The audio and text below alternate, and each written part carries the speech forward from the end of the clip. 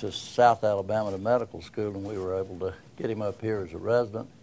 During his residency, he completed the critical care fellowship, and was an outstanding resident. Went down to Memphis for a couple of years, and that's where I think he developed his robotic interest. Must admit, I was somewhat skeptical to think that robotic surgery was going to play much part in general surgery, but I've now been pretty much convinced that there are certainly specific roles for it, and I look forward to hearing this discussion about it this morning. Amplify my education if nobody else's. So thanks for doing this, Thank Robert. you. Good morning. I appreciate the opportunity to come here. I appreciate Dr. Soder asking me to give this talk. This is something that is obviously sort of new in general surgery and somewhat controversial. So hopefully I'll provide a little bit of information to help us all gain a better understanding of how robotics can play a role in general surgery. First of all, I have no financial disclosures, and I'm not an expert in robotic surgery. It's something I've been doing for about 2 years now, but I am nowhere near an expert. And most of the opinions in here are based on my own personal observations as well as experiences, and any sort of device or product that I recognize during the talk is just based on my own opinion, not any financial incentive. So I like to usually start these things out with quotes that seem to be appropriate, and I think that this one really applies to this program in general. I think that we sort of take it for granted while we're here as residents, but once you get out in the I guess, quote, real world, you realize this. And Aristotle said that we are what we repeatedly do. Excellence, then, is not an act, but a habit. And that's what we're doing here, is we're forming those habits that make us excellent surgeons that stand above other surgeons in the United States. So just a brief overview of the topics that we'll go over. We'll talk about a little bit about the history of minimally invasive surgery as well as robotic surgery, including the general surgery adoption, some of the benefits as well as some of the criticisms, the recommended training pathways for the general surgeon as well as my own training pathway and experiences, and then talk a little bit about the future and development of robotics in general surgery. So just for some goals and objectives, introduce the history of robotics, discuss the development of general surgery robotics program, and how robotic surgery can be implemented into general surgery practice, and try to illustrate some of the benefits of robotic surgery. What this talk is not is it's not a condemnation of other modalities such as laparoscopy or open surgery. It's not meant to prove the superiority of robotic surgery. And it's not an attempt to convert everyone to being a robotic surgeon. It's just merely to try and enlighten people on the role it can play. So just a little bit about me. Dr. Burns kind of went over this. I'm originally from Huntsville, Alabama, went to Auburn University for undergrad, in South Alabama for medical school, did internship, residency, and fellowship here in Chattanooga, and then went to Memphis and joined a private practice group there named Memphis Surgery Associates, which was associated with a larger corporation, which is Tenet. And the reason that I mention this is because that sort of is where I got propelled into the world of robotic surgery. And in my time in Memphis, about a year and a half to 2 years, I did approximately 150 robotic cases. So as I was researching for this talk, I came across this quote as well, and it's a futureless technique, circus surgery, the mediatized show of a tightrope dancer totally careless of the risk of patients. However, contrary to what you might think, this was what was written in 1988 about laparoscopic surgery when laparoscopic surgery was first becoming popularized. And I think that you'll see I try to draw a lot of parallels between the advent of laparoscopic surgery and robotic surgery throughout this talk.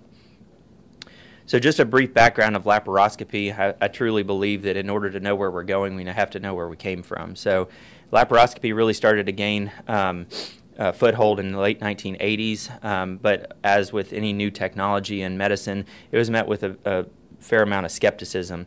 Gynecologists seemed to lead the way, and general surgeons and just surgeons in general were sort of lagging behind, relatively skeptical, wanted to see the proof before putting this into practice. But in 1987, the first laparoscopic cholecystectomy was performed, and then from there everything just kind of took off once they proved that it was feasible. However, as with any new technology, there were costs involved. You had new, more expensive equipment. You had a steep learning curve for these procedures because laparoscopy was something that was markedly different than anything that we had been doing before. And there were new complications associated with this, or higher risk of complications. You know, initially, when the laparoscopic cholecystectomy came out, the risk of common bile duct injury was significantly higher than the risk of it in an open procedure. However, over time, that has improved. And while laparoscopy didn't challenge the basic surgical principles, it did change the way these principles were implemented. So what about robotic surgery? Robotic surgery really got its start. There have been several robotic systems over the last 20 to 30 years, but in 1993 was the first real official robotic system and sort of the advent of robotic surgery. The automated endoscopic system for optimal positioning, or ESOP, was a foot-controlled and voice-controlled camera device, so nobody had to hold the camera. The surgeon actually could control the camera. However, they were still using instruments and controlling all the instruments at the bedside. In the early 2000s was when robotic platforms really started developing. There were several, but the two most important ones were the Zeus robotic surgical system as well as the Da Vinci robotic surgical system, which is what we use today. Both of these employed the master-slave concept, where you have a console where the surgeon operates the instruments. The Zeus had 3 arms and a camera control, but Da Vinci had the 4 arms, had 3D and high-definition visualization, as well as instruments with fully articulating wrists, which was a significant advancement in minimally invasive surgery. So as with laparoscopy when it first came out, robotic surgery was met with a lot of skepticism, especially from general surgeons. And as with laparoscopy, general surgeons were relatively slow to adapt the concept of a robotic surgery playing any role in general surgical procedures. Gynecology and urology were sort of on the forefront of this robotic surgery, and general surgeons lagged behind. And while the interest grew, the role actually that it could play in general surgery was relatively unknown, and it still is to some degree. And as with new technology, there were costs. There was additional training, additional equipment, and a learning curve that was unknown with robotic surgery.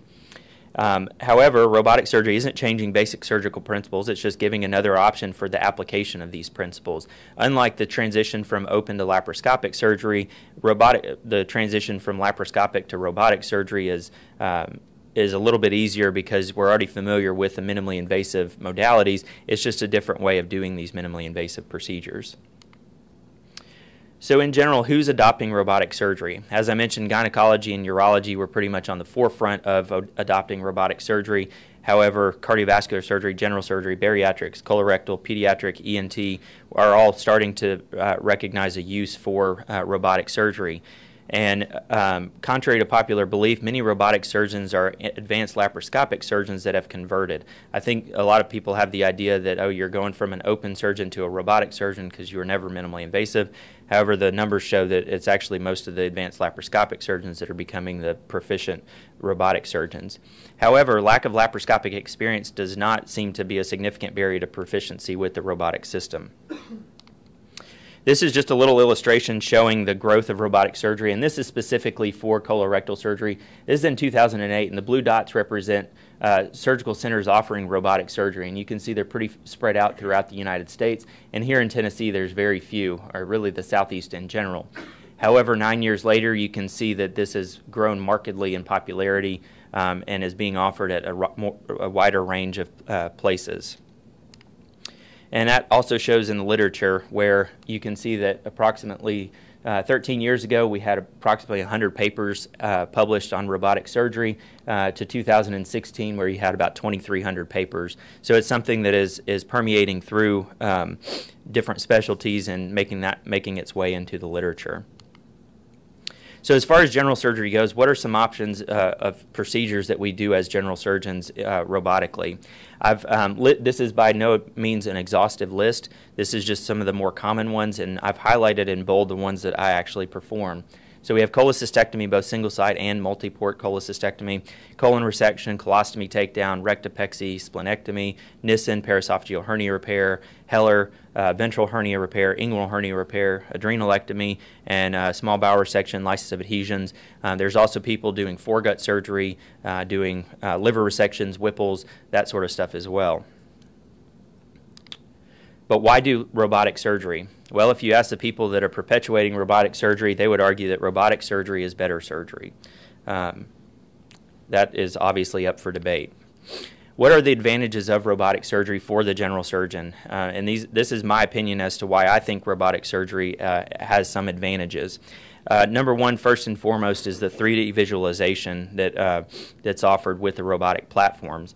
Basically, you have two optical systems that are producing a 3D image versus the two-dimensional image you get with laparoscopy. The camera and all the instruments are controlled by the surgeon, and you get significant magnification up to 10 times with the robotic camera. In addition to this, precision and dexterity is much easier on the robotic system as opposed to the straight sticks with laparoscopy. You have these wristed instruments. The arms actually mimic the surgeon's movement, and it scales these movements down. The standard is, basically, if you move your hand 3 centimeters, it moves the instrument 1 centimeter, and you can actually adjust this on the system. And this allows you to do finer dissection with not so fine movements. There's also a tremor filtration on the robotic platform, which I think has indications for, maybe prolonging the life of a surgeon. If surgeons are limited by the amount of by a tremor or something like that, the robotic system has tremor filtration that would possibly allow surgeons to operate a little bit longer if they have that. And again, as I mentioned, the wristed instruments eliminate the fulcrum that are associated with the straight stick laparoscopic instruments. One of the other things that I think is very unique about the robotic surgical system is what we call Firefly, and I'll talk about this just in a minute, but this is a system that allows visualization of bile ducts, assesses tissue perfusion, as well as identification of blood vessels, tumors, and things of that nature. So Firefly itself is an injectable ICG, and basically the ICG binds to albumin and emits an infrared signal, and there's a specific camera that's associated with the robot that basically excites these labeled albumin molecules, and it allows you to visualize these things under certain light. This will kind of help you define key anatomy, such as the bile ducts, blood vessels, and can distinguish between tumor and normal healthy tissue. But one of the other things that I think is very beneficial to this is it allows you to see the perfusion to your staple lines, allows you to see your resection margins on a colon surgery, so you know that once you've taken the blood supply, you know that you're transecting against good healthy tissue. This is just a visualization of what Firefly looks like. This is your standard gallbladder. You get in there and you look at things, and obviously you can, for the students, you can see that this is the gallbladder here, and you see this big structure here, which you'd be tempted to say, okay, well that is the cystic duct, and that entire thing is the cystic duct. However, if you start your dissection down here, as you can see over here, as it's lit up with Firefly, you can see that you actually have a very short cystic duct, and you actually have the common hepatic duct coming off right there. So if you were to start your dissection in this area, you'd be at risk of injuring either the common hepatic duct or the common bile duct. Now, with gallbladder surgery, generally the anatomy is relatively straightforward, but occasionally if you do have that abnormal anatomy, then this is sometimes helpful. I don't routinely use Firefly on my gallbladder surgeries just because you have to inject for biliary problems. You have to inject it about 30 to 40 minutes prior to surgery or prior to actually needing it, and a lot of times my surgeries, especially the outpatient ones, are done by that point, so I don't necessarily need it. But there are people that use it routinely on every gallbladder that they do. What about advantages to the surgeon? One of the things that I think is very important is that the robotic platform facilitates actions that may be cumbersome laparoscopically. We get a very diverse laparoscopic training here, but unless you continue that, some of these different things can be very cumbersome laparoscopically, such as an intracorporeal anastomosis, primary defect closure and hernia surgery, fine dissection around vital structures such as blood vessels, bile ducts, and things of that nature. The other thing that this allows is single-site surgery, which I'll talk about here shortly. Single-site surgery right now on the robotic platform is only approved for gallbladder, but over time, hopefully, there will be increased indications for things such as hernias, Nissens, and things like that. As we'll talk about a little bit later, there has been shown in early literature to be a decreased rate of conversion to open when you compare robotic and laparoscopic procedures such as ventral hernia repair and colon surgery. There are better ergonomics associated with this and less musculoskeletal strain. There's been a lot of literature coming out these days about the musculoskeletal effects of conventional laparoscopy, standing in one place and craning your neck, and sometimes standing in one place for 3 to 4 hours. Whereas with the robotic system, you can sit in a chair, you're comfortable, and you get to take your shoes off. And there has been some indication that there's a shorter learning curve with robotic surgical procedures. I think that's one of the major things that people worry about, is that there's this huge learning curve with robotic surgery. However, the early studies are showing that people are adapting, especially the generation of surgeons coming up that are well trained in video games and have, and the hand-eye coordination really helps them have a shorter learning curve for these procedures. There are drawbacks to using the robotic platform that have to be overcome, and the primary one is lack of haptic feedback. Generally, if you're doing it laparoscopically or especially open, you can actually feel the amount of pressure that you're putting on something. Well, you lose that when you're doing robotic surgery. However, as you get more comfortable with the system, you learn to rely on more visual cues. If you're grasping the tissue and you see that it's blanching, you know that you're probably grasping it too firmly. And then, so you have to rely on these things in order to know how much tissue pressure you're putting. You also have a limited degree of freedom. As with with laparoscopy, you basically have 360 degrees of freedom. You just have to, rotate your body, rotate the camera around. With robotic surgery, you're limited in that to some degree without actually taking the robot off, undocking it, and redocking it. With the newer robotic platforms, this is becoming a little bit easier. The earlier robotic platforms were indicated for mainly just single quadrant surgery, but with the newer systems, you are able to access multiple quadrants without doing that redocking procedure. So the recommended training pathway for, this is just for general surgeons, but I think it applies to most of our surgical subspecialties as well. One of the guys, Thomas Swope, who is a big name in robotic surgery, recommends first get good, then get fast, then get cheap. This is just a brief outline of Da Vinci's recommended training pathway. There are obviously variations to this, and this is strictly a recommendation. I tried to follow this, pretty much to the T. And it's divided up into 4 phases. Phase 1 is basically just getting comfortable with the system. You're not doing any cases. You're basically just going and getting touches on the system, getting familiar with the different operational things related to the system, and then that ending in going to an actual live epicenter and observing some cases. Phase 2 is when you really start getting into things, getting familiar with the different procedures, getting familiar with the different mechanisms on the machine. There's an online training module that's recommended that you complete prior to going to your first case, doing some in-service as well as watching some videos. There is a skills simulator on the robotic platform that allows you to go and practice things like suturing, knot tying, and dissection. They have a dry box as well that allows you to do that, much like the dry laparoscopic simulators.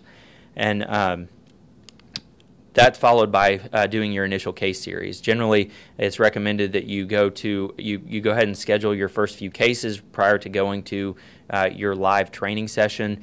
So once you come back, you can immediately apply those things that you learned and complete your initial case series. And this is something that is relatively variable. You have to have in your mind, okay, I'm going to do X number of cases before I progress on to something more complex. For me, the hospital I worked at, their recommendation was to do at least 10 multi-port cholecystectomies prior to proceeding on to doing any other cases. And then phase 4 is where you really start to take off and develop the different skills that you can do with the robot, and develop the different procedures that you're going to do when you go to more specific trainings, surgeon-led courses that teach you how to do colon surgery, hernia surgery, Nissens, that sort of thing. So what did I do? As most people, I kind of began as a skeptic.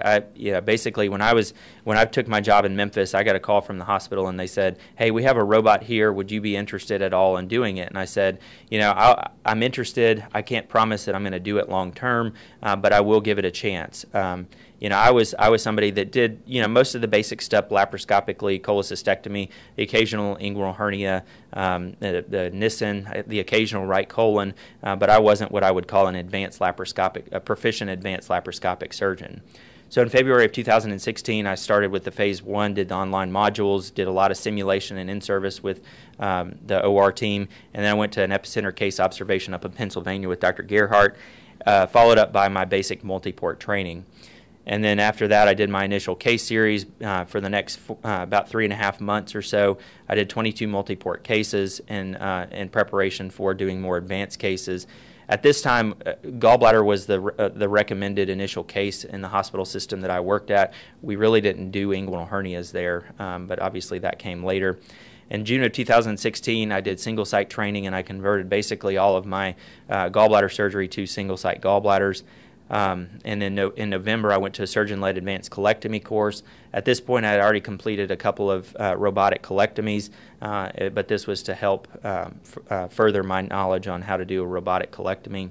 In 2017, it was when I first started doing inguinal hernias. I went to a case observation, then had a proctor and come in and help me with a couple of inguinal hernias. And then in February of 2018, I went to an advanced hernia and colectomy course in Atlanta to help learn some more advanced hernia techniques as well as refine some of the colon procedures. So what about my experience with robotic surgery? I documented my first 120 cases when I was in Memphis. These are from case 1 to number 120, and as you can see, they're primarily weighted to doing cholecystectomies. I did 32 multi-port cholecystectomies, and then I switched over to doing single-site cholecystectomies and did 50 single sites. I did inguinal hernias, ventral hernias, colectomies, foregut procedures, and gastric pacing procedures, as well as a paraesophageal hernia repair and cholecystectomy combined. I did have one conversion to open, which was one of my first colon cases, which was severe diverticulitis, and I wasn't necessarily comfortable with the haptic feedback at that point, so I converted to open just for more or less the safety of my dissection. I did have one incisional hernia with my single-site gallbladder. I had a port-site hernia with a ventral hernia, but of note, and granted this is a relatively small window of follow-up, I had no obvious postoperative infections, no deaths, and no known hernia recurrences on my ventral or inguinal hernias. One of the things that I think is key to developing a general surgery practice with this is tracking your own results. And this is done fairly easily with the Da Vinci CSR. They keep track of most of this stuff, and then you ask them, and they can spit this data back out at you. And as you can see, multi-port cholecystectomy was the first thing that I did. One of the criticisms of robotic surgery is the length of time, especially related to docking. And you can see that during my first 10 cases, it took me 16 minutes to dock. And the docking time is basically the time from when you make the time out to when you're sitting at the console. But after my first 10 cases, you can see that I knocked that down to 3 minutes, and my console time on average over all 120 all my first multi-port cholecystectomies was 32 minutes. Single-site cholecystectomy, again, was after I had already done 20 or so multi-port cases. Started out with a docking time of 8 minutes and knocked that down to 3 minutes. And my average console time for single-site cholecystectomy was 18 minutes, which I struggled to do a laparoscopic cholecystectomy that fast. But what I realized was that, with the robot, you sort of pay more attention to instrument exchanges. As residents and the faculty here know, when you're doing it laparoscopically, you're almost constantly changing that instrument in your right hand. Well, you really have to think twice about doing that with the robot because it does add time to your surgery. And so if you can minimize the number of instrument exchanges, and you decrease the amount of time. And then for hernia, both ventral and inguinal, basically the average docking time was about 5 minutes. I was about 50 to 60 cases in before I did my first one, so the team I was with was relatively comfortable with docking, and the average console time was about 64 minutes for those cases. So what about common general surgical procedures? That's why we're here, to know what we can do from a general surgery standpoint robotically, and why. So cholecystectomy, I like to think of this as sort of the gateway procedure for robotics. I don't necessarily think that there are advantages to doing a multi-port cholecystectomy on the robot. I think it's more costly. And while you do get familiar with the system, I think that's pretty much the main benefit to doing a multi-port cholecystectomy. The costs are definitely higher with multi-port, and the time is relatively the same. At this point, I generally limit my cholecystectomies on the robot to single site, and why I personally do that is because after I had done about 20 single site cholecystectomies, I talked with the hospital administration where I was, and they said, saying, okay, is this fiscally responsible? And what we found out is that in the majority of my cholecystectomy patients that I was doing single site, the costs were equivocal or sometimes even less with my single-site cholecystectomy versus my laparoscopic. And I think a lot of that had to do with decreased time under anesthesia as well as decreased instrument usage. There are some patient advantages to doing a robotic surgery, robotic cholecystectomy, and mainly this is single-site, and a lot of young females that get their gallbladder taken out are interested in cosmesis. And so you have a relatively small incision. I go right through the umbilicus for my incision. So once everything's closed, it looks like they have about a 1 centimeter incision just right below their umbilicus. I think that anecdotally there's less pain associated with the single site because everyone has pain at their umbilicus after gallbladder surgery, but without the other 3 ports in the right upper quadrant, they don't have the pain associated with those ports. And like I said, equivocal if not cheaper cost because of fewer instruments. I don't use a bag with it, and you have reusable cannulas as well as less time under anesthesia. However, like I said, I limit this to single site because I personally don't think that multi-port, other than being a gateway procedure, really has much of a role because of the cost. Now, once the costs come down, I think that it could possibly be, make its way into the mainstream. But I think that for a general surgeon, where you really have your bread and butter is with hernia repair, both ventral and inguinal hernia repair. Just a little bit of background about minimally invasive ventral hernia repair. People began doing these with the advent of laparoscopy in the early 1990s, and they have slowly increased in popularity. The thought was that there's less pain, shorter length of stay than a big open incision, and no difference in recurrence, as well as fewer wound complications because you just have small incisions as opposed to that very large incision. However, to do this, basically the standard was to basically reduce the hernia contents, leave the hernia open, and just cover it with a very large piece of mesh and tack that in with a tacker as well as using transfascial sutures. However, over the last, I'd say 10 to 15 years, there's been an increased emphasis on actually closing the fascial defect in ventral hernia surgery. It shows that there's a decreased seroma rate, decreased recurrence rate, and it's a more physiologic reconstruction of the abdominal wall. Medializing the rectus muscles in a ventral hernia, basically tries to return the abdominal wall to its standard state, and I think that has physiologic advantages for the patient. Robotics avoids the use of transfascial mesh fixation. Basically, you have a piece of mesh and then you suture it to the peritoneum. And it allows for a larger mesh overlap of the defect. You've closed the defect, and you can put a fairly large piece of mesh in there. So even if you do have a little bit of weakening with your primary fascial closure, you have very significant overlap with your mesh to help prevent any recurrence. So in 2012, this was really the first series that looked at robotic ventral hernia repair. They did an intraperitoneal onlay mesh, or IPOM. And they utilized primary defect closure as well as the intracorporeal mesh suturing. They reported on 13 patients with hernias up to 15 centimeters in one dimension. My guess is that one dimension is craniocaudally because doing a hernia that's 15 centimeters transversely robotically would be very difficult. And it showed the feasibility of primary defect closure as well as intracorporeal suturing of mesh, and it anecdotally recognized decreased narcotic use. However, they did have one recurrence when somebody tried to fix a lumbar hernia robotically. In 2017 was really the first big comparison between robotic intraperitoneal onlay mesh versus laparoscopic intraperitoneal onlay mesh. With the robotic repair, it showed a significant decrease in length of stay, surgical site occurrence such as infection, cellulitis, skin breakdown in the robotic group. There was increased operating room time with the robotic procedure. However, and importantly, I think in this study, it showed that primary fascial defect closure was achieved in 93% of robotic surgery procedures as opposed to the 56% with the laparoscopic. This is one of those things that I think it can be cumbersome laparoscopically to close the midline, and I think it makes it much easier robotically. So what about the ventral hernia that I do? Most of my patients that are not straightforward do get a CT scan prior to surgery. I sort of look at it as a roadmap to performing this and the feasibility of performing this. At this time, I'm basically limited to a defect that's 5 centimeters in the wide in the transverse direction. Craniocaudally, there really is no limitation. And I do this mainly because at this point I'm not comfortable enough doing robotic TARs or endoscopic releases, although that's something that I hope to add to my repertoire so I can increase the number of patients that I offer robotic repair to. I always close the midline, and I use a zero non-absorbable V-lock for this. And I almost exclusively do an intraperitoneal onlay mesh. I have done a couple of preperitoneal repairs, and I haven't really been satisfied with those because the peritoneum's so thin. I just wind up making holes in the peritoneum. So I do an intraperitoneal onlay mesh. I use this mesh over here. It's a Ventrolite ST with echo positioning system. The echo is this little green balloon here. There's an echo 1 and an echo 2. Echo 2 is basically a self-expanding balloon where it's collapsed outside the body. You roll it up, you put it into the abdomen. Once you unfold it, the balloon expands, and there's a little suture, and you pull that up through the middle of your hernia defect, and basically the mesh just sits up there with this balloon so you can suture it in.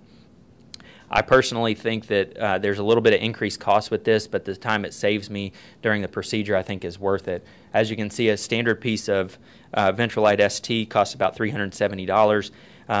With the balloon, it's $495. So to me, the extra $125 is worth it to avoid the frustration as well as decrease the amount of time I'm in the operating room. I secure this to the peritoneum using a 2-0 absorbable V-lock circumferentially, and sometimes I actually quilt the middle of the mesh as well. And like I said, in the future, I'd like to add endoscopic releases as well as robotic TARs to my repertoire so I can increase the number of people I offer this to. So what about inguinal hernia repair? I think, again, this is one of those bread and butter procedures that robotic surgeons will almost be exclusively doing robotically once you get the hang of it. But for laparoscopic hernia repairs, again, in the early 90s, this is when this began getting popularized. It was initially only indicated for recurrent and bilateral inguinal hernias, and that was mainly because of the cost as well as, there wasn't a great advantage to doing these primary hernias or initial hernias laparoscopically because of the cost associated with laparoscopy versus the open procedure. However, there are advantages of doing the minimally invasive hernia repair, whether it's laparoscopic or robotic. You get better visualization of all the hernia sites, the so-called critical view of the myopectineal orifice, which I'll talk about here shortly.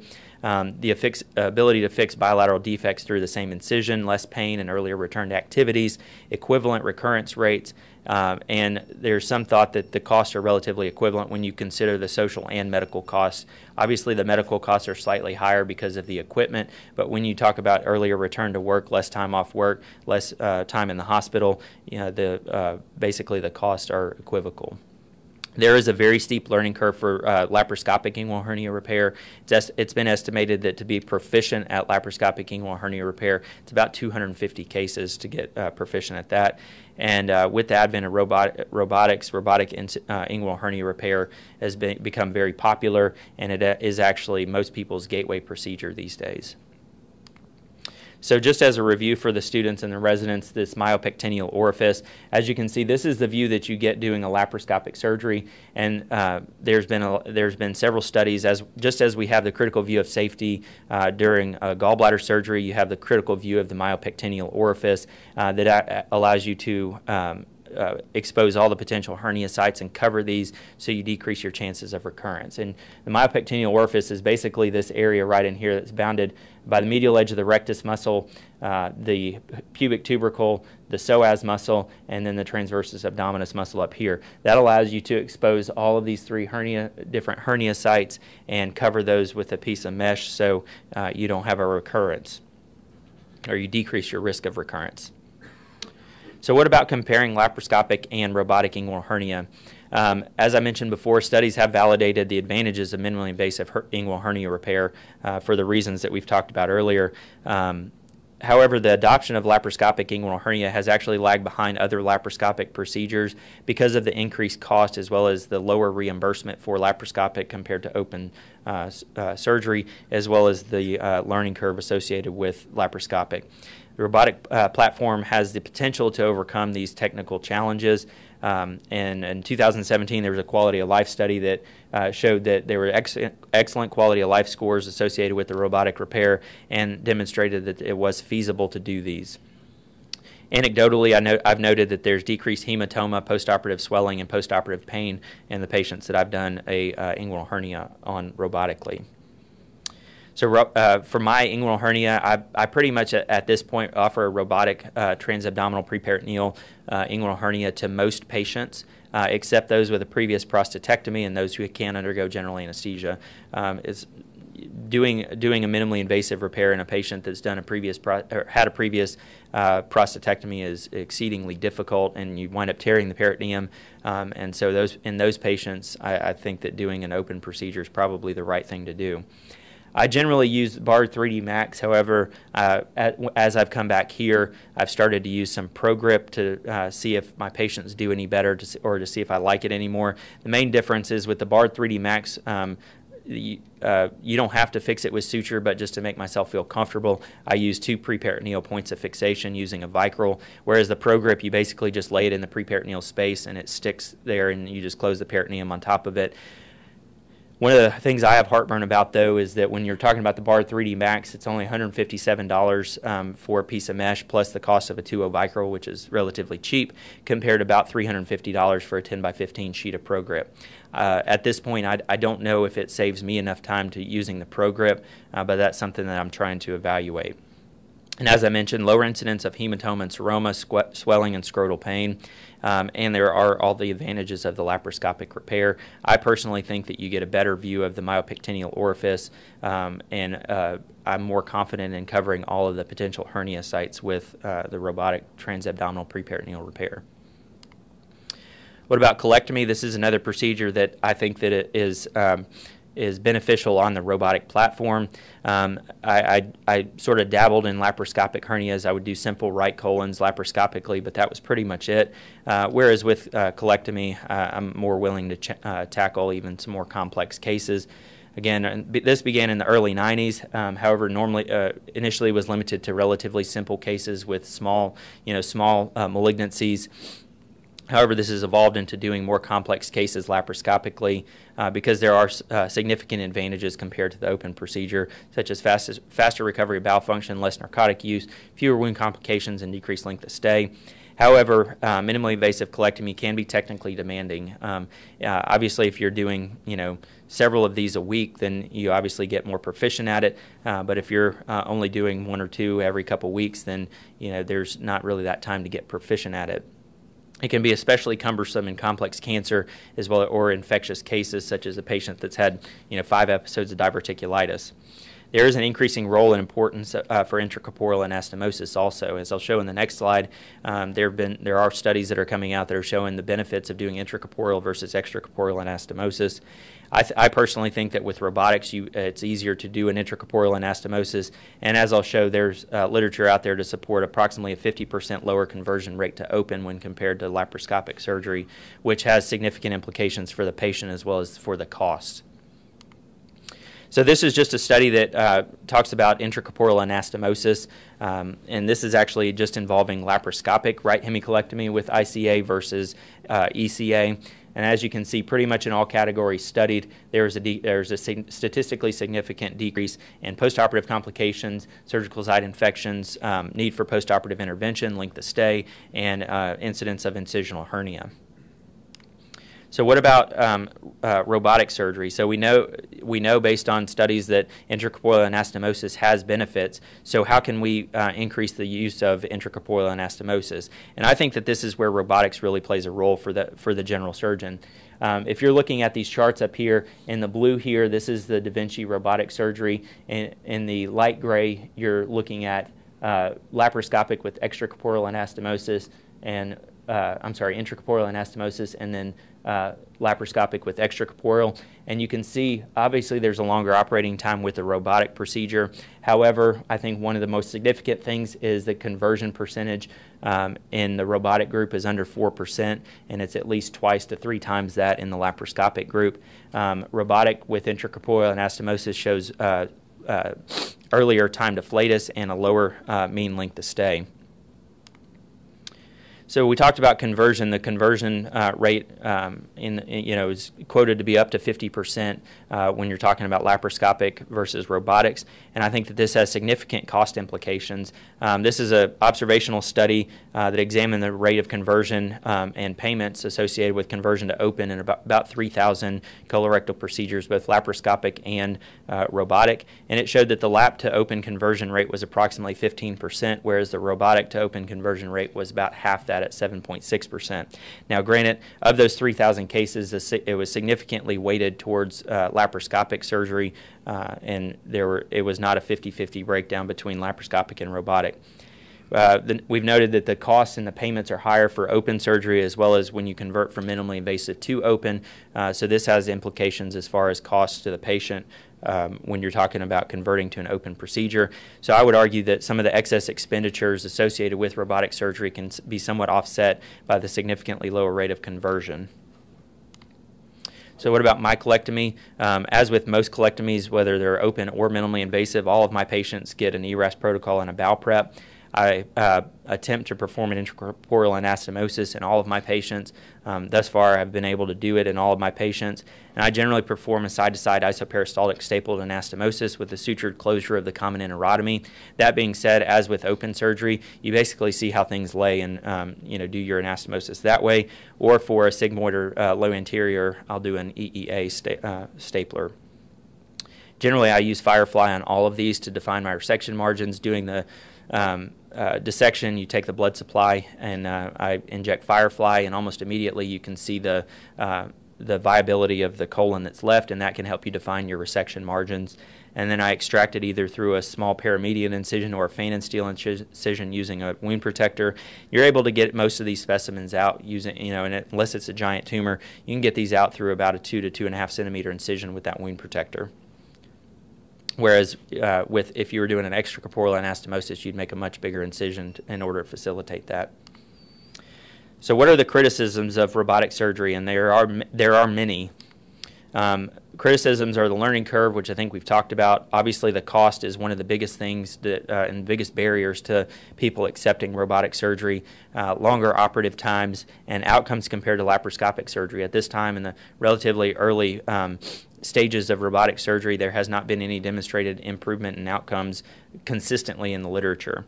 Acceptance by patients and providers. You have a lot of the older stalwart, primary care physicians, GI doctors, those sorts of people that say, well, why would you do this? I think it's, hogwash to do that. You have people that say, well, I'm already a minimally invasive surgeon, so why would I change doing it laparoscopically, which I've done for 20 years, to robotic? You have people, especially all over, especially general surgeons, that say, I already do single-site surgery, meaning they do open surgery, and many of these criticisms are very similar to the introduction of laparoscopic surgery. So what about the cost? This is something that we have to be very cognizant of. I think that even in residency, we're starting to get more cognizant of the cost of instruments and disposable supplies. And in the era of bundled payments and quality metrics, we're tasked with providing the most clinical value with respect to clinical outcomes and costs, maximizing the value for the patient. And for reasons unknown, the cost evaluation when you're looking at robotic versus laparoscopic surgery doesn't seem to be weighted equally. Namely, when you look at these papers, they don't consider the cost of the laparoscopic equipment. They talk about the cost of the instruments with the robotic platform as well as the investment in the system. However, they forget that at one point that had to be invested in the laparoscopic equipment as well.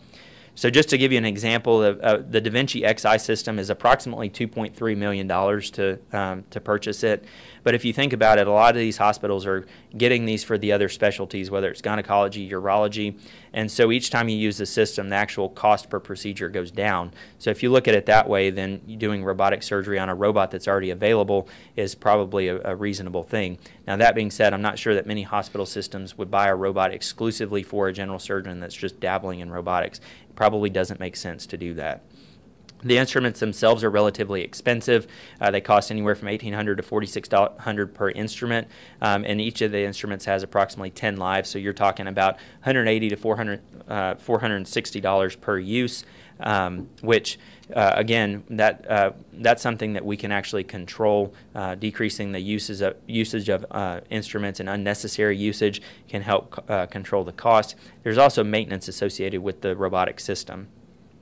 But during the early adoption of laparoscopy, cost was a concern at that point as well, but it became more cost effective as surgeons conquered the learning curve and technology improved and cost was driven down. So this is just an illustration that's put out by one of the surgeons, the guy I mentioned before, Dr. Gerhardt. He pretty much exclusively does everything robotically, and this is his own personal data. This is not any peer-reviewed data or anything like that. This is stuff that he's tracked himself to look at the difference in cost so he can justify doing these procedures robotically. And as you can see over here, when you compare Da Vinci versus laparoscopic TAP, down here at the very bottom, excluding the cost of the mesh, which ideally is probably the same regardless of the modality, you're looking at about a $600 cost savings. Where that savings comes from is that you don't use a tacker, instead you use a suture to secure the mesh, or in the case of the ProGrip, you don't use any suture, and that shows significant cost savings there, and that compared to TEP as well is significantly cheaper.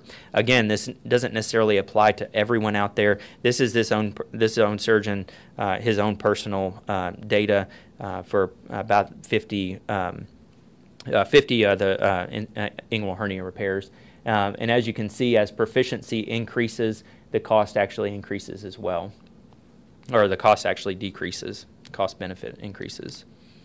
So what about inpatient ventral hernia repair? I think that this is one that gets into the cost associated with the hospital stay and that the significant cost savings that can be associated with that. You see in blue here is the robotic, and in gray is the laparoscopic ventral hernia repair. This is all based on the Premier database, which is a database that's maintained on robotic surgical procedures, where you can go and pull data for anything that you want and compare your own data to that.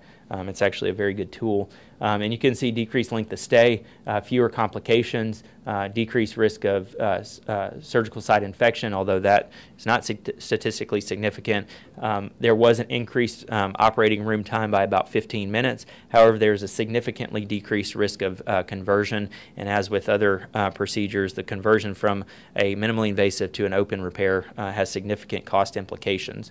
So based on this data, they estimated that the average cost savings for across everything for a inpatient incisional hernia repair was about $2,000 compared to laparoscopic versus $3,800 in the open cohort when you compare robotic surgery to that.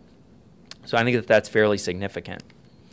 And again, this is another illustration using a couple of the guys that are sort of the, I won't say pioneers, but some of the more proficient robotic surgeons.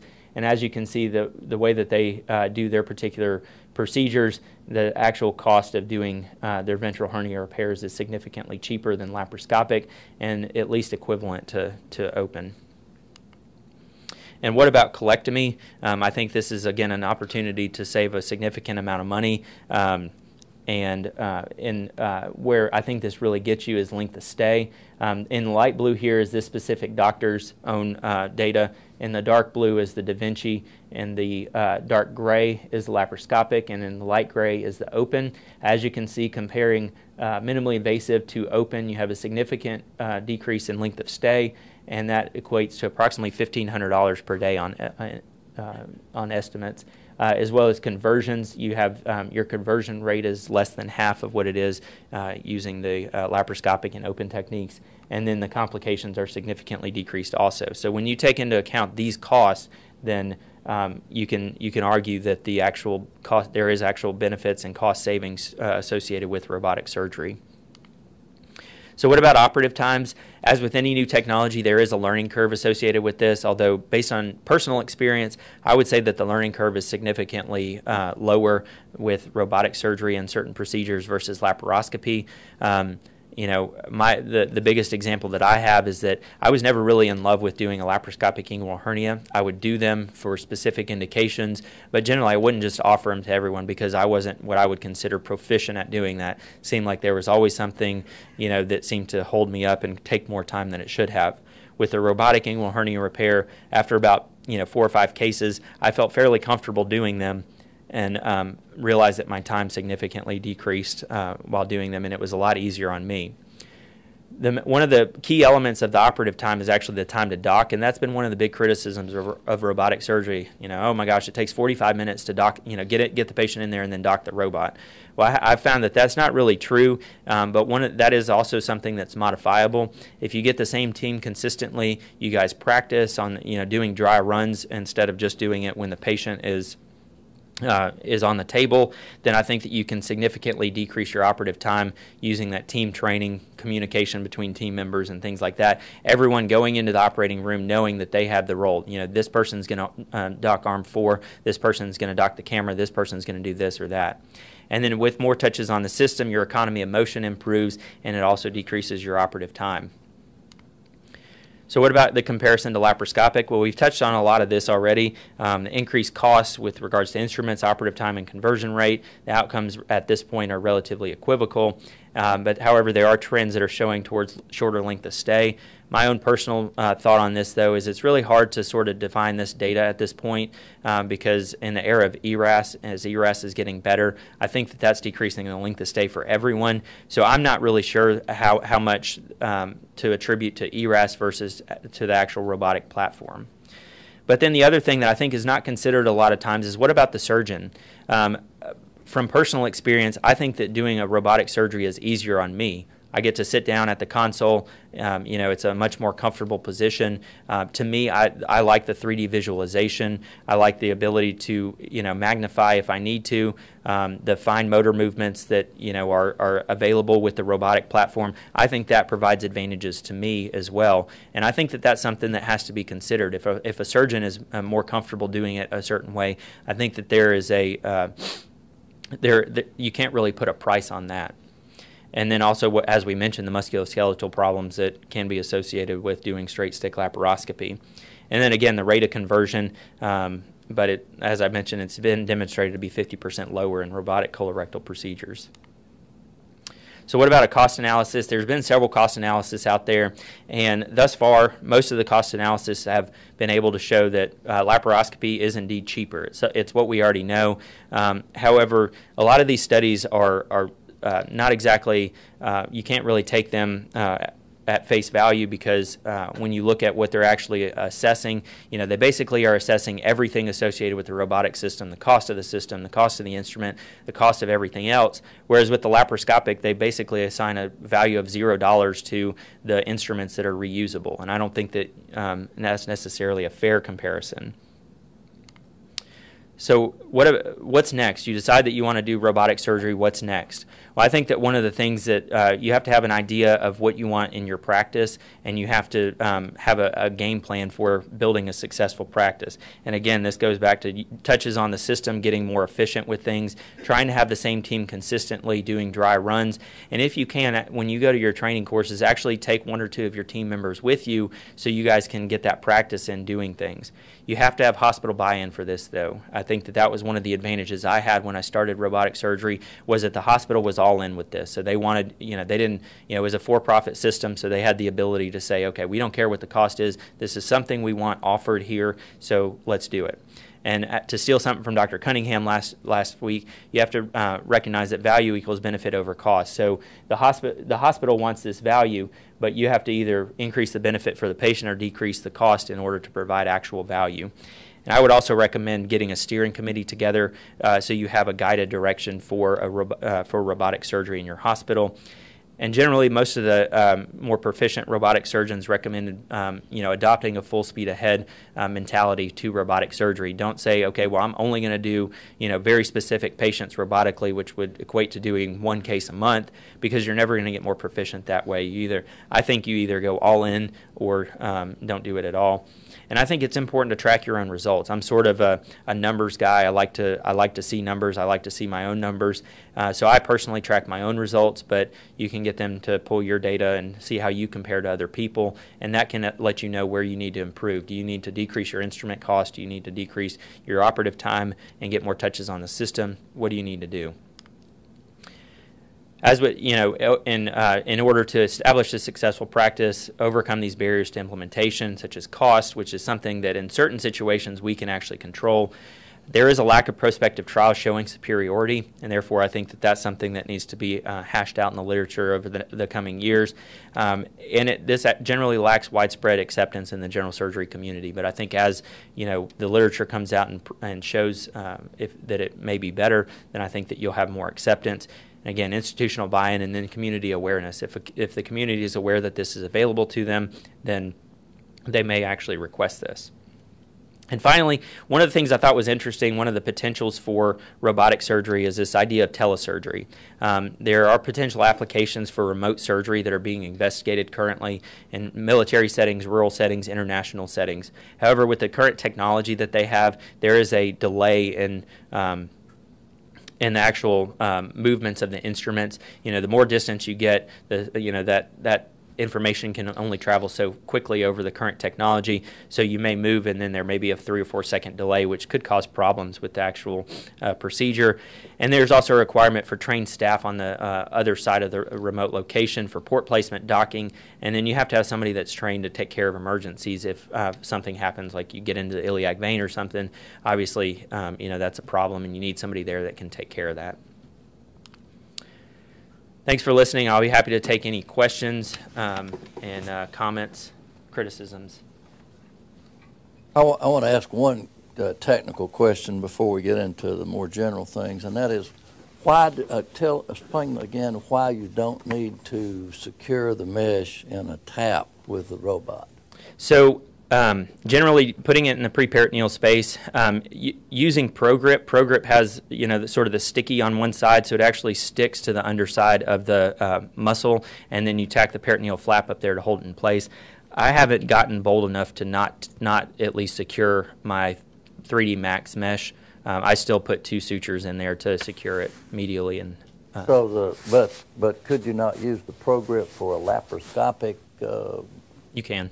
Tap as well. You can. So then, at least, I'm not trying to be critical of those comparisons, but it looked to me like a lot of the cost assigned to the laparoscopic tap was the tacker. The tacker. Yeah. And frankly, I didn't realize the tacker cost as much as they're assigning to it. I thought it was cheaper than that. But that's one. So I've got that clear now. The other thing I would point out in your cost analysis of the bag, you don't need the bag for every case, right? In my opinion, I haven't used one in a long right. time for a gallbladder.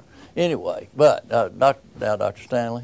Yeah, of course, as you know, I use a robot, and I think it's useful in some situations. But I think one comment you made on there is very noteworthy: is that there's a lack of prospective trials. And I think I haven't looked at these papers, but I imagine that a lot of people that are doing the publishing are people that are enthusiastic about robotic surgery, and there's probably quite a bit of bias in that, as far as, not using the bag or not maybe using a suture rather than a tacker on your hernia repairs, and even the conversion rates. In my experience using straight laparoscopy for colon procedures, I really can't identify that I have any difference in conversion rates. And some of the things about length of stay, I can't imagine why intuitively in this observational study why people who do laparoscopy have such longer hospitalization times as the people that do as the robotic cases. So I think that there's a lot of enthusiasm around this new technology. I do think we need to be careful. I think in an elderly guy who's not going to be going back to work, I can do an inguinal hernia repair under local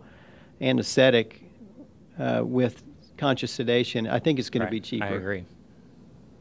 Which is still a good way to go about doing it. I think just one brief, while you're on that issue of the hernia, going back, as you wouldn't, well, many here do know, we did some of the first laparoscopic hernia repairs here, and we did them as a tap. We didn't think about the preperitoneal approach. And we were enthusiastic about it. In fact, at a couple of national meetings, I was the debater of tap versus preperitoneal repair because we thought it was good, and we reported our first 100 cases and things. The problem with it was when you did have a problem, it had to do with the peritoneum and getting it sewn back up. If you had a loop of bowel slip into the preperitoneal space, and you end up with a closed loop obstruction, and so that was a problem. And it didn't have to happen but once or twice for you to say, boy, I don't like this at all. Mm-hmm. And so that was the reason that I changed. Because I like the tap much better than the preperitoneal in terms of being able to do just what you said. You get to You got a much better placement of your mesh. You can see the anatomy much better than you can with a pre-peritoneal. Now, having said that, though, I mean, I would have to admit the pre-peritoneals worked out pretty well. I will say those patients have more pain. They have more pain than a TAP does, in my experience. But anyway, that is the evolution of it from my view there. But both are really very good. But I still do a lot of them open if they're big. Yeah. Hey, Robert, can you just comment on how you think this fits into us in a training program where really our responsibility is to take residents from an intern level that have never done surgery before? You have to get them proficient at doing, just take cholecystectomy. You have to get them proficient at doing a laparoscopic cholecystectomy, which takes a while. Right. Then a lot of them haven't done an open cholecystectomy, and now you're adding in robotic cholecystectomy. Is this something that lends itself more to training for a surgeon that's sort of already out and maybe practicing separately from a training program? Or it just seems to me like it sort of dilutes the experience in some of the other things that you probably should be facile out, because you're not always going to be able to do something robotically, and if you can't do the other things, that's a problem. And as we introduce this more and more and more, and more people are doing these, and for you to get proficient, you said basically converted over to doing, or at least on your gallbladders, we're doing all single site. So if we have people that are doing just robotic gallbladders, and then nobody's really doing them laparoscopically anymore, how are they going to get that experience, and what's that going to do long term? Yeah, and I agree with you. I think that is sort of where you have to find that balance with, work hour restrictions and everything. I think that, maybe proficiency on the robot shouldn't be expected during residency. Maybe it is something that, when you get out and practice, that should be a more, I think that at this point in residency, it's probably a reasonable thing to introduce patients to robotics, but not get to the point where you're relying on doing a robotic inguinal hernia repair so you don't know how to do an open or a TEP. And especially with gallbladder surgery, it's the same thing. You're absolutely right. I mean, there's been so much, laparoscopy that, a lot of people coming out don't know how to do an open cholecystectomy. So, I think that's a moving target. I think a follow-up to that, though, we'll get to Ben, but a follow-up to that is, one of them is general surgery needs to be 6 years long, like we have here, because if you talk to people around the country, they really have a problem with the point you made, Darren. That's a very real issue. But the other one is, for all you residents, and I think we have really increased our activities, is you use the skills lab. Michael Jordan went to the gym over and over by himself and worked and got to where he could shoot foul shots that good. Ben? I think that Darren's point is probably one of the most important things, and I think that's one of the unique things about, well, not just this program, but programs that do this well. I think you really have to have, and Dr. Giles and I have talked about this a million times, but you've got to have a programmatic approach to how you structure laparoscopy. You don't need everybody doing robotics. You don't need everybody doing robotics. You don't need everybody doing laparoscopy. And it's very difficult because of competitive forces and other things to not just have that, but I think it's really helpful to have residents learn how to do TEPs, learn how to do TAPs, learn how to do open inguinal hernias, because you don't know where you're going to go. Who knows what's going to happen with this robotic thing? And so I think it's very important to look at it from a program standpoint and structure how you do it. I too admit that the training part of it for residents that are proficient in it, and I agree completely with Dr. Burns, the great thing about robotics is that you can really learn a lot of it on a simulator, a ton of it.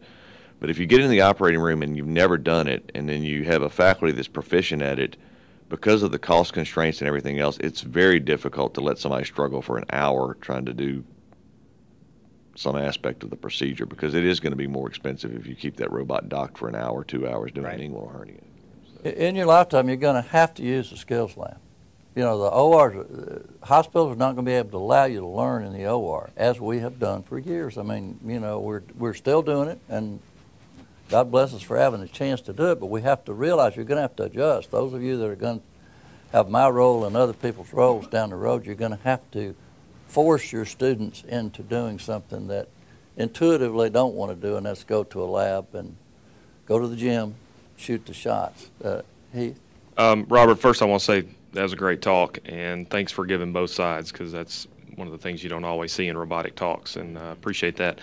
To just one announcement to the residents, be sure you are logging these cases. And I know there's not a robotic place in the ACGME case log system, but if you put a comment at the bottom that says you did it robotically when you put the laparoscopic code, if you do 12 of these, we can actually certify you here. So you talked about the recommended training pathway. Most of our residents are going to get to go somewhere to do some sort of training if they're going out, whether through the educational consortium or just through Da Vinci, the intuitive company. But if you don't, if you can still do your 12 console cases, you've done your dry lab, you've done your online simulator training, we can actually give you a center certificate from here that says you're credentialed to go out and do robotic surgery when you get there, and you don't have to redo all that when you get to your job. So that's important. Be sure you're documenting those cases. Secondly, this was my biggest concern when I started. The only reason I started robotic surgery was because I felt like to have a well-rounded surgical program, we needed to offer everything that was out there for other programs and what was going on in the field today. And I worried about this. I talked to John Porterfield a lot, who was here just a few weeks ago. And my concern was that what do we do with these people when we're wondering if some of these are going to get through laparoscopy, how do we advance them, what are we supposed to do with that? And he assured me that it would not detract from that type of training, and a couple of main reasons why. Number one is because they're probably the busiest robotic center in the country, and their chief residents are going to graduate with about 80 cases. Our chief residents are going to probably graduate with between 25 and 30 out of 1,500 cases. So I don't know that we can make the argument that that is detracting from learning laparoscopy. And I understand the uptick, and if everybody started doing it, that would be the case, but I don't think that that's really the pathway that we're going. We got a few people that are going to do robotic surgery, and that's where you're going to get the main part of your experience. And then secondly, I'm not sure that robotic surgery takes away from anything. I think if you ask me, it aids in both of them. The wristed instruments and the way the movements you have to make in a robotic case very closely mimic what you do open. When you sew, you use your wrist, and that's one of the things that you try to teach.